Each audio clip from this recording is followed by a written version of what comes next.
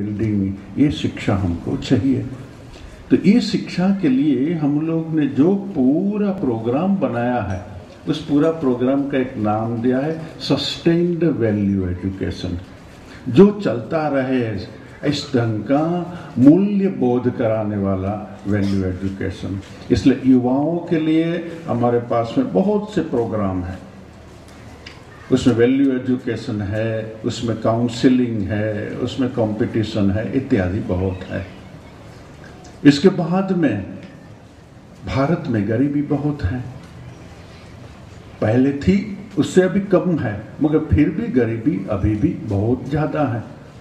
तो जो below poverty level के माता पिता है, गरीबी रेखा के नीचे जो माता पिता है, उनकी जो संतान है, उन संतानों के लिए हम लोग शिक्षा की, कोचिंग की, उनको न्यूट्रिशियस स्वास्थ्यदायी कुछ खाना देने के लिए, उनको कुछ वैल्यू देने के लिए, उसमें कुछ अच्छी संस्कृति सिखाने के लिए हम लोग अलग से 2 घंटा का प्रोग्राम का एक बनाया है। ये सारे भारत में 300 जगह में चल रहा है, यहाँ भी चल रहा है, रायपुर में भी चल रहा है, भारत में 300 जगह में है। ये 2 प्रोग्राम का नाम है, एक है गदाधर अभ्युदय प्रकल्प, गदाधर रामकृष्ण, भगवान रामकृष्ण का बचपन का नाम था, और दूसरा है विवेकानंद स्वास्थ्य परिसेवा प्रकल्प। ये दोनों मिलकर के बच्चाओं के लिए, गर्भवती माँ के लिए, जो माँ का बच्चा हो गया है उस दूध पिलाने वाली माँ के लिए, और बीमारों के लिए एक स्वास्थ्य का एक प्रोग्राम भी इसमें चल रहा है। फिर कुछ ऐसा प्रोग्राम बनाया है, ऐसे तो भारत में गरीबी की कोई कमी नहीं है, मगर हमारा एक प्रोग्राम का नाम है पॉवर्टी एलिविएशन प्रोग्राम, गरीबी को निकाल देने का या कम करने का प्रोग्राम। ऐसा प्रोग्राम भी भारत में 10 जगह में चल रहा है। और एक प्रोग्राम है शारदा पल्ली विकास गृह, अथवा दूसरी भाषा में हम लोग बोलते हैं महिला सशक्तिकरण। महिला को सशक्त करना, उनको अपने पाँव पे खड़े रहने की शक्ति देनी है। उनमें अगर शिक्षा नहीं है तो नॉन फॉर्मल एजुकेशन जिसको बोलते हैं, वह उनको प्रौढ़ शिक्षा देनी है, उसको स्वास्थ्य के संबंध में कुछ ज्ञान देना है, उनका पूरा जीवन कैसे विकास हो, उस विकास के लिए प्रोग्राम बनाया है। वो भी प्रोग्राम भारत में 10 जगह में चल रहा है। तो यह है युवाओं के लिए, बालकों के लिए, गर्भवती और दूध देती माँ के लिए, गरीबों के लिए, महिलाओं के सशक्तिकरण के लिए प्रोग्राम चल रहा है। उसके साथ में ये जो यहाँ प्रोग्राम आज हो रहा है, ये कल्चरल एक्टिविटीज़ के अंदर, सांस्कृतिक एक्टिविटीज़ के अंदर में हम लोगों ने लिया है। यहाँ जो ये है, ऐसा टोटल हम लोगों ने 5 जगह में करने का प्रोग्राम बनाया है। इसमें सबसे पहला प्रयोगात्मक रूप से ये नारायणपुर में हुआ, और ये बहुत ही अच्छा ढंग से हुआ। आप लोग विभिन्न स्थानों से आ रहे हैं, हम लोग चाहते हैं और भी ज़्यादा लोग यहाँ आए, और भी ज़्यादा लोग सुने, और उनके अपने जीवन में नया प्रकाश और नई शक्ति और एक नई दिशा आए। मगर जो भी आए, आप यहाँ से जो संदेश पाया है, ये आप संदेश वाहक बन करके आप जहाँ जहाँ अपनी अपनी जगह में जाएं, वहाँ पर ये प्रकाश का आप वितरण करें। जैसे गवर्नर साहब ने बोला था, एक दिया से लाखों दिए जल सकते हैं। यहाँ आपको कुछ दिए दिए गए हैं, प्रकाश जीवन का दिया गया है, उसका वितरण करना ये आपका एक कर्तव्य बन जाता है, आध्यात्मिक नैतिक कर्तव्य बन जाता है। तो ये जो कल्चरल प्रोग्राम है, उसमें खाली यही नहीं है, ये तो एक है, ऐसा 5 बनेगा। मगर भारत की और विश्व की एक बहुत बड़ी समस्या है, वो विभिन्न धर्मों के अंदर में संघर्ष, फंडामेंटलिज्म, लड़ाई झगड़ा, टेररिज्म, ये सब धर्म के नाम से चलता है, और हजारों लाखों लोग मरते हैं उसके अंदर में। रामकृष्ण का सब उपदेश में अति महत्वपूर्ण जो उपदेश है वह सर्वधर्म समन्वय का उपदेश। रामकृष्ण के मत में सब धर्म एक एक पथ है, आपका ट्राइबल धर्म भी, आदिवासी भी, और सब धर्म एक ही परमात्मा को पहुंचता है, कोई जल्दी कोई देरी से, मगर पहुंचता है सब एक ही जगह में। वो जानता है आप किस नाम से उसको पुकारते हैं, नाम का उनको मतलब नहीं है। रामकृष्ण बोलते थे एक बच्चा का, एक माँ पिता का 2-3 बच्चा है, एक छोटा सा बच्चा है 1 साल का, वो तो अपना पिताजी को ए करके बुलाएगा तो भी पिताजी समझता है हमको बुलाएगा। एक 5 साल का बच्चा है, वो पप्पा पप्पा पिताजी पिताजी बोलेगा तो भी पिताजी वो जानता है कि मुझे कोई बुलाया। और ग्रोन अप जो बड़ा बच्चा है वो पिताजी के साथ में व्यवहारिक बात करने से पिता उसके साथ व्यवहारिक बात करते हैं, मगर सबके ऊपर में पिता का प्रेम भी समान है और सबको समझता है कि मुझसे बात कर रहा है। ऐसे ही परम पिता परमात्मा है। हम कोई भी धर्म से, इवन आप जिसको नेचर पूजा बोल करके, पाश्चात्य लेखक प्राकृतिक पूजा बोल करके, जंगली और असभ्य बोल करके जो पूजाओं को बोलते हैं, ये बोलने वाले को हम बोलेंगे कि ये अभी तक सुसंस्कृत नहीं हुए हैं, वो पूरे बुद्धिमान नहीं हुए हैं जो ये पूजा का भी रहस्य समझ सके, इसलिए उनको सुसंस्कृत होने का जरूरत है। हमारी जो पूजा है वो जिसकी भी हम पूजा करते हैं एक ही परम परमात्मा के पास जा सकते हैं। तो रामकृष्ण की सर्वधर्म समन्वय की जो भाव धारा है उसको लेकर के हम सर्वधर्म समन्वय के मीटिंग भारत में बहुत जगह में करने, 10 जगह में करने वाले हैं। ऑलरेडी आसनसोल में हो गया, पुणे में हो गया, अगरतला में हो गया, अभी फिर एक पूनमपेट में हो गया और बहुत जगह में ऐसा होता रहेगा। ये छोड़ करके और बहुत से प्रोग्राम हैं। 2 ग्रुप हम लोग बनाया है, मगर वो ग्रुप की बात आपको न करके भी साधु सम्मेलन भी होने का है। इसे साधु में भी हमारे भारत के अंदर में बहुत से संप्रदाय हैं, वो संप्रदाय भी एक दूसरे से मेल नहीं रखते हैं।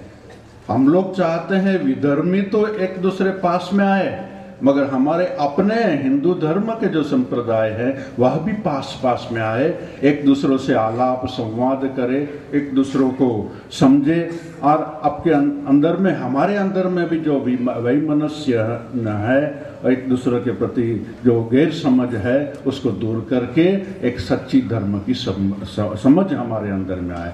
तो ये अभी यही अगले आने वाला महीना, अप्रैल महीना में मैसूर में पहला साधु सम्मेलन होगा। इसके बाद में दूसरा इंदौर में होने की बात चल रही है। भारत में और भी दूसरा 2 जगह में सम्मेलन होगा। फिर पूरे युवाओं के लिए एक नेशनल कॉन्फ्रेंस होने का बात चल रहा है। ऐसे भक्तों के सम्मेलन का भी बात चल रहा है। बहुत तरह के प्रोग्राम चल रहे हैं। उसमें ये एक प्रोग्राम, एक छोटा सा पार्ट ही है जिस प्रोग्राम में आप लोगों ने सबने यहाँ भाग लिया, और उसका कितना आनंद है। अगर पूरे भारत का ये सब प्रोग्राम की हम कल्पना करें तो क्या एक विशाल भारत को जगाने का अभियान चलाया है रामकृष्ण मिशन ने। रामकृष्ण मिशन चाहता है, हेडक्वार्टर में जो सब बुजुर्ग लोग बैठे हैं वे लोग चाहते हैं कि जैसे स्वामी विवेकानंद ने अपने समय में भारत को जगाया, भारत को नई चेतना दी, भारत को नई शक्ति दी, भारत को नया गौरव दिया, जो अपना असल गौरव है, वो गौरव वही बात सब थोड़े समय के लिए जैसे लगता है भारत थोड़े जिमिया जा रहा है। जिमिया माने थोड़ी थोड़ी नींद जैसी आने लगी है। उस थोड़े थोड़ी नींद तंद्रा को भांग करके फिर जैसे विवेकानंद ने भारत को जगाया था, इसी तरह से भारत को हम लोग जितना हो सके फिर से जागृत कर दे। और विवेकानंद ने जो चाहा था कि पूरा विश्व को भारत के चरणों में बैठक करके जीवन का जो सर्वश्रेष्ठ रहस्य है वह रहस्य भारत के चरण में बैठ के सीखना होगा। मगर वह भारत को सर्वश्रेष्ठ रूप में कौन रिप्रेजेंट करता है? रोमारोला ने बोला है रामकृष्ण के जीवन में भारत की 2000 साल की साधना मूर्तिमंत रूप में हुई, प्रकट हुई है। वह पाश्चात्य था इसलिए 2000 साल के बोलते हैं, मगर भारत के समग्र इतिहास की जितनी भी साधना और आध्यात्मिकता है वह सब साधना और आध्यात्मिकता को अगर एकीभूत रूप में देखना है, घनीभूत रूप में देखना है, तो विश्व के कोई भी व्यक्ति के जीवन के अंदर में आप नहीं देख सकेंगे। वह एकमात्र रामकृष्ण है जिसके अंदर में आध्यात्मिकता अपना समग्र रूप में प्रकट हुई है, और ये समग्र रूप में आध्यात्मिकता उसमें प्रकट हुई है। इसलिए विवेकानंद ने कहा है अवतार वरिष्ठाय, अवतारों के अंदर में जो वरिष्ठ है वह श्री रामकृष्ण की शरण में जाता हूँ। तो आइए, ये 3 दिन हम लोग सब साथ में बैठ के बहुत ही आनंद किया, बहुत कुछ बातें सीखी, और भी बातें बहुत कुछ सीखने की है। कभी भगवान आपको समय देगा और आप ऐसा कोई भी जगह में कुछ सुयोग पाए अपने आसपास के आश्रम में, वहाँ आप जाए, रामकृष्ण, विवेकानंद, माँ शारदा की बातें सुने। और अगर ना जा सके तो बुक्स, किताबें तो अवेलेबल है, आजकल तो ऑडियो कैसेट भी अवेलेबल है। हमारा ये प्रोग्राम के अंदर में भी ऑडियो कैसेट स्वामी विवेकानंद के ऊपर में फीचर फिल्म बहुत उच्च कोटि की बनाने का भी प्लान है, और उसके लिए सब जो कुछ आरंभ करना चाहिए आरंभ हो चुका है। तो ये विवेकानंद की किताबें, उनकी ऑडियो कैसेट, उनकी फिल्म, ये सब देख के पढ़ के आपके जीवन में एक नई चेतना आएगी, एक नया प्रकाश आएगा, जीवन में एक नया आयाम आ जाएगा। और वो आयाम होगा जिसको रामकृष्ण विवेकानंद बोलते हैं एक्सपांसन। आपका सब और से एक्सपांसन होगा। वे बोलते हैं expansion is life, contraction is death. आपका जीवन में सब और से विकास हो, यही प्रार्थना करते हुए मैं विराम दूंगा। धन्यवाद।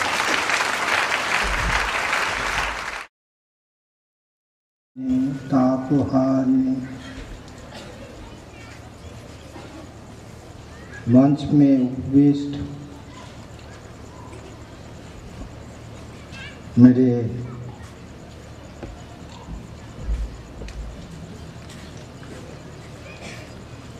पूज्य अग्रज जी से स्वामी ब्रह्मस्थानंद जी, स्वामी सत्यरूपानंद जी, स्वामी विशात्मानंद जी, और मेरे अनुज ये आश्रम के अध्यक्ष स्वामी व्यक्तानंद जी, ये विद्यालय के प्राचार्य स्वामी सर्वहितानंद जी, और यहाँ पे उपस्थित दूसरे सन्यासियों, ब्रह्मचारियों, 6 राज्य से आए हुए जो प्रतिनिधियों, यहाँ के अध्यापकों, विद्यार्थियों, सज्जनों और माताएं, मेरे सामने में 3 गो संकट पैदा हो गया। 3 गो। 1 नंबर संकट है, श्री रामकृष्ण भगवान ने कहा पे एक भक्त का घर में गए, साथ में थे स्वामी ब्रह्मानंद जी, तब राखाल महाराज जिसको हम कहते हैं। तो उसी टाइम में तो स्वामी नहीं बने, राखाल ही था, छोटा बालक राखाल। तो राखाल का लेकर स्वामी श्री रामकृष्ण परमहंस देव जी एक भक्त का घर में गए भोजन के लिए, और बहुत आदमी आए, भोजन चल रहा है, खीर भी दे दिया। और खीर देने के बाद वो जो है आपके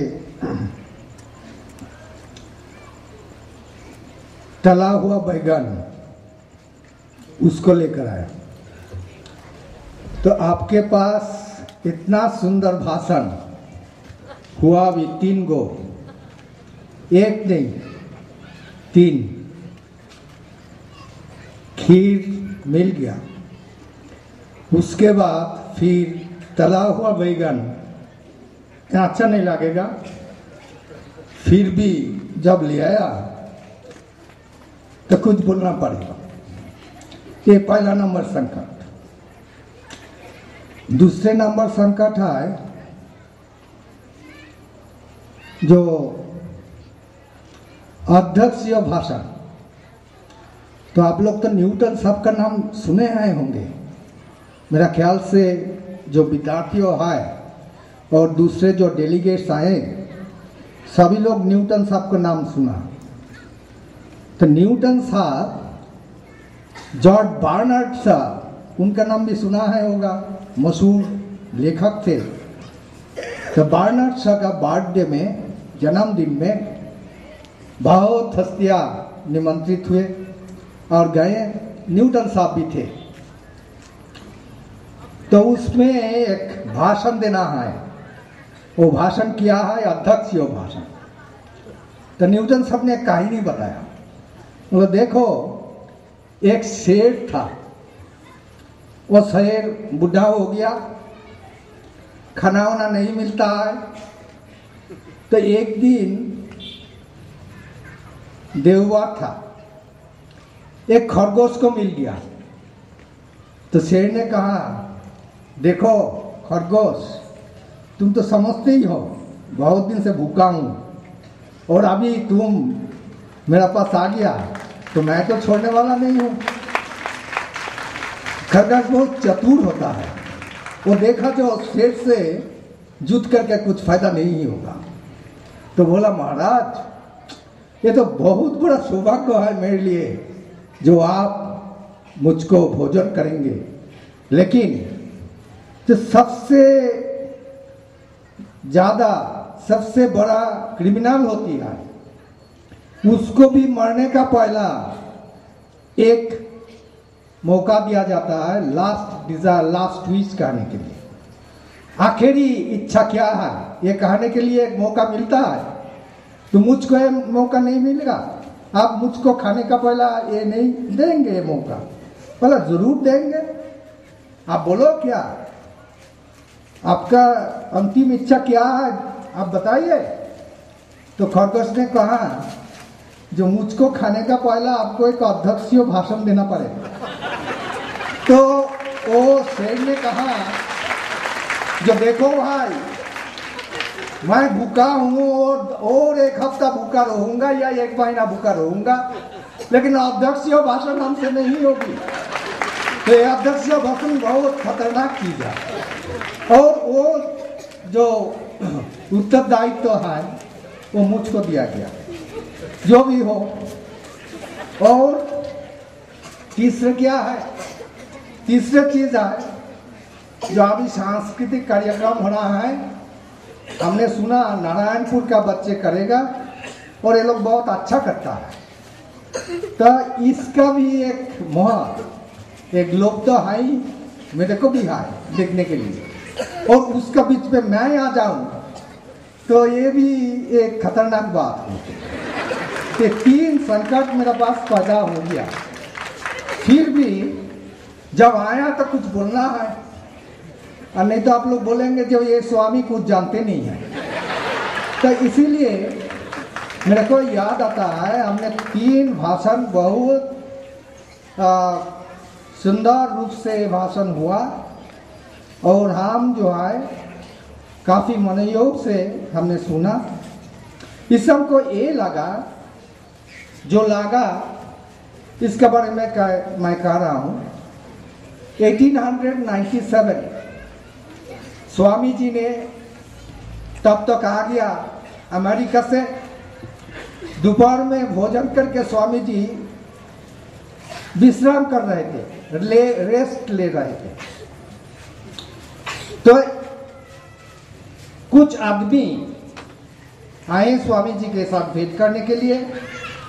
तो स्वामी जी के सेवक बोला, जो देखो स्वामी जी अभी मध्याह्न भोजन करके दोपहर का खाना खा के विश्राम कर रहे हैं, तो आप लोग दूसरा दिन में आओ या आज ही स्वामी जी से भेंट करना है। तो आप लोग ऐसा करो, इंतजार करते रहो, विजिटर्स रूम में इंतजार करते रहो। स्वामी जी जब विश्राम स्वामी जी का खत्म होगी तो मैं उनको बता दूंगा और स्वामी जी जरूर आपसे मिलेंगे। तो स्वामी जी को बताया गया। स्वामी जी बोला चलो। विजिटर्स रूम में स्वामी जी गए। वो लोग स्वामी जी को देख के खड़ा हो गए। वो स्वामी जी पूछे, जो क्या सेवा आप लोगों को मैं कर सकता हूं, आप बताइए।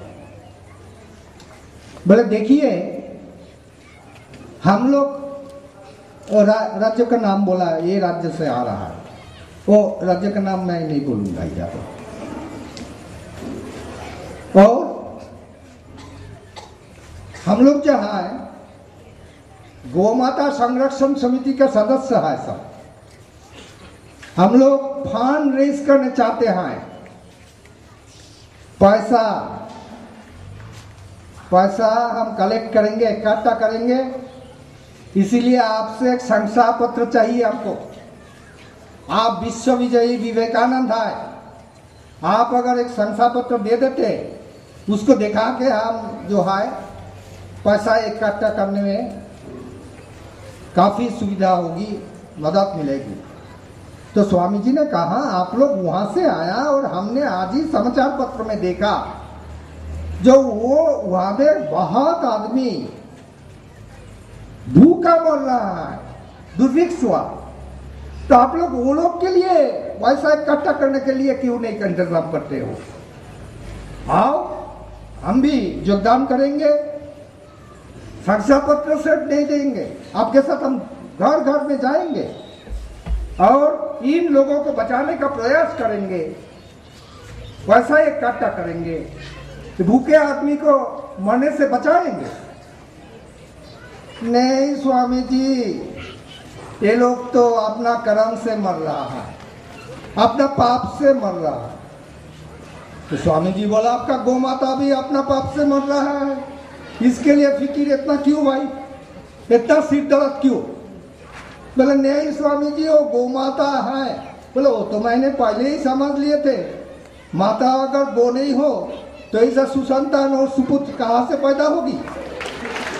तो यही था 1897 का हिंदुस्तान का तस्वीर। कुछ साल पहले ये कोई कहानी नहीं, घटना। कुछ साल पहले मैंने मुंबई में गया था, एक मूल्यबोध वैल्यू एजुकेशन उसका सेमिनार को उद्घाटन करने के लिए। तो उसमें जो प्रधान अतिथि थी वो मेरा ख्याल से एशिया में एकमात्र महिला विश्वविद्यालय, women's university, the only women's university, SNDT university, उसके उपाचार्य मिसेस कामात थी। तो मिसेस कामात मुझको बोला, जो स्वामी जी आफ्टरनून, शाम को आप फ्री है? मैंने बोला हाँ फ्री हूँ। क्यों? तो मैं कुछ स्लम एरिया में बस्ती में स्कूल चलाता हूँ, एक एनजीओ चलाता हूँ, तो एनजीओ स्कूल चलाता हूँ। तो स्कूल में हम आपको ले जाने चाहती हूँ। हम बोला ठीक है, चलिए मैं जाऊंगा। तो एक स्कूल में नाइट स्कूल का माफिक मुझको ले गया। तो मैडम पढ़ा रही है, अध्यापिका। तो एक कहानी, मैं हूँ मिसेस कामात है, और एक कहानी बताया। तो कहानी किया था, वो जो बकरी वाला लड़का हर एक रोज में चिल्लाता था, भाग आया। और वो सुन के सब भागता था गाँव वाले और वो हंसता था, ये मजा करता था। तो पहला दिन ऐसा किया तो सब लोग गया, जाके देखा लड़का हंसता है, वो बुकरी वाले लड़के, वो हंस रहा है, मजाक कर रहा है। दूसरा दिन भी ऐसा हुआ। तीसरे दिन में सचमुच बाघ आया था, वो चिल्लाया भी बहुत जोर से, लेकिन ये लोग सब सोचा ये लड़का मजाक कर रहा है इसलिए हम लोग जाएंगे नहीं, तो नहीं गया। इससे हम लोग क्या सीख सकते हैं, क्या सीख पाते हैं? नहीं, सच बोलना चाहिए, झूठ बोलना नहीं चाहिए। यही जो हम या आप किसी को पूछा जाए तो यही उत्तर मिलेगा। लेकिन वो बच्चों को पूछा, मैम अच्छा बच्चों एक कहानी से आपने कौन कौन सीख लिया? तो कुछ बच्चे हाथ ऐसा कर दिया। तो पहला पंक्ति में जो लड़का था हाथ ऐसे करने वाला, उसको मैम ने पूछा बोलो क्या सीखा? बोले मैंने इससे सीखा जो हमेशा झूठ बोलते रहो और जितना दिन झूठ बोलोगे इन मदद करने के लिए आदमी तुम्हारा पास आएगा। जिस दिन में तुम सच बोलना शुरू करोगे आदमी आना बंद हो जाएगा। तो ये हुआ 2003 का बात। 1897 में हमने ये चित्र देखा, 2003 में हमने ये चित्र देखा जो ये जो तस्वीर, ये तस्वीर काफी परिवर्तन नहीं हुआ। इसीलिए स्वामी विवेकानंद का जो 150वीं जन्म जयंती जन्म समारोह मना रहा है, हमने जब प्रधानमंत्री जी से बात किया और केंद्र का अर्थ मंत्री से, वित्त मंत्री से बात किया, तो हमने यही कहा जो कुछ फंक्शन होगी, नाच गान होगी, खिचड़ी पकाएगा, खिचड़ी खाएगा और खत्म हो गया स्वामी विवेकानंद का यादगार, ये हमको नहीं चाहिए। तो प्राइम मिनिस्टर साहब ने पूछा हमको जो स्वामी जी आप लोग क्या चाहते हैं? हमने कहा हम यही चाहते हैं जो अभी अभी स्वामी विश्वात्मानंद जी ने आप लोगों को संक्षेप से बताया। और प्रधानमंत्री जी और वित्त मंत्री साथ ही साथ बोला जो हम अर्थात भारत सरकार आपके साथ है, आप आगे बढ़िए, आपके सारे स्कीम मुझको दीजिए और हमने इसके लिए जो कुछ करना सब करेंगे। सिर्फ वही नहीं, प्रधानमंत्री जी ने हमारे जो संस्कृति सचिव है दिल्ली का, उनको फोन करके बोला जो रामकृष्ण मिशन से स्वामी जी लोग आए थे, ये लोग स्वामी विवेकानंद का 50वीं जो जन्म जयंती वो मनाएंगे सारे देश में, काफी प्रोग्राम ये लोग ले रहा है और जिसका इम्पैक्ट, जिसका प्रभाव 1 साल में ये खत्म नहीं होगी। तो इसीलिए स्वामी जी से बात करो, बेलूर मठ में जाओ, स्वामी जी लोगों से बैठक करो और देखो स्वामी जी लोग क्या चाहते हैं, जो चाहते हैं वही उनको दो। और इसी का नतीजा आज आप यहाँ पे हैं। तो इसीलिए हमारे क्या उद्देश्य है? उद्देश्य एक ही है, एक इंसान बनना चाहिए और इंसान का आदर करना चाहिए। इंसान का अंदर में ही भगवान का वास है।